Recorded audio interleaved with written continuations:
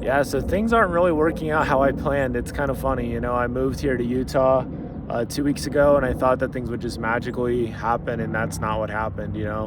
I roomed with a friend on his floor for a couple days, well, for like basically a week, and then at my aunt's house, and then another aunt's house, and I've just been trying to figure it out. I'm back in the job market, not what I was planning on, got a book out, and it's very humbling. It's extremely humbling, and it really has gotten me to think, like, God, why did you bring me here?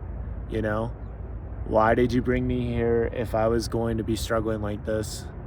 And I still don't really know the answer. I really don't.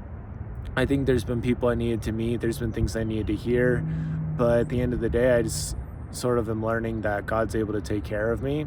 There's a place that I might be able to move in to, there's a job I might be able to get. And it's humbling because I said I was never going to work for anybody else. But soon after I got here, I felt like God had something planned for me that required me to get a job. Like I had to be able to pay for the apartment. And it's really humbling. Like I'm not at like my highest high energy level right now.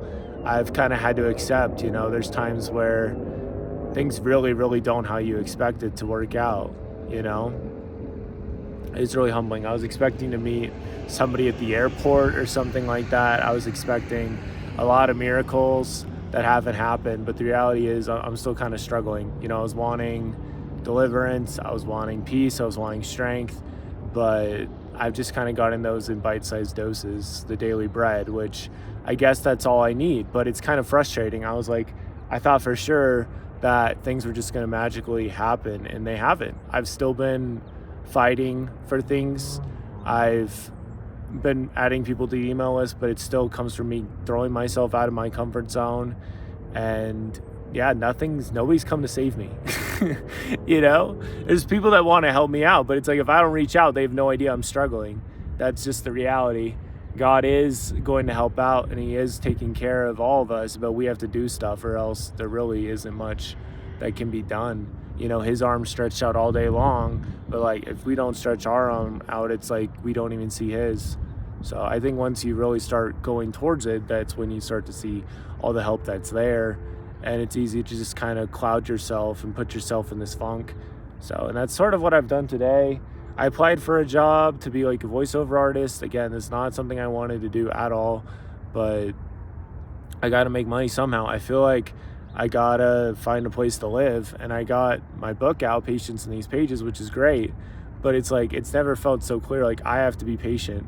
Like cool things will happen, and that's where it's really, really frustrating, because I just feel like there's just this internal battle. Like, will I ever be stable, right? And God's telling me I will be, and then there's other people who have been telling me I won't be unless like I do all these different things and hop through all these hoops I'm not going to hop through. And now it feels like I'm supposed to hop through the hoops, and I feel like God didn't want me to hop through the hoops. So I'm like, what in the world's actually going on here? I don't know. Like I thought for sure I was just going to like do the writing, speaking, and it would just take off, and I'm sure I could have done more, but the reality is I can't go back in time. All I have is right now. So I'm just kind of like, I don't really know. It's been fun, and I've also been seeing how, like with elevation and with growing and building, you're going to hurt some hearts. You're going to just hurt some people's feelings. That's just how it is. Like I'm a very deeply feeling person. I don't like when my actions do that, but it's just sort of like I don't know. I'm not meant to fit in a box. So I think I probably will be hopping in a box to work for a little bit just so I can make enough money to survive and get my own place finally. But yeah, man, I'm kind of like, this is really crazy, man. It's funny because it's like, I get it. Like, I get it. God, you want to give me like a great story. You want to make this all really great and everything. That's cool. But I'm like, I really thought it would happen quicker than this. Like, I've been here almost 2 weeks and still struggling. So I don't know. It's just kind of the reality. It's kind of where I'm at right now. Still here, still kicking. Just have to keep living and vibing it up and enjoying the journey, and that's all I can do. But it's a humbling spot right now.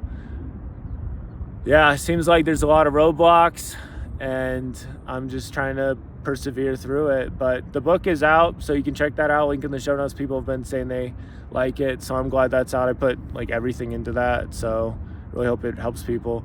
But that's all I have. So God is good. God is good. He also wants us to, you know, be intentional, be patient with ourselves, and trust the process, because it will happen in His way, not our way. I don't know. Yeah. So I'm just kind of trusting it, believing it, even though right now in this moment it's kind of hard to, but we'll figure it out.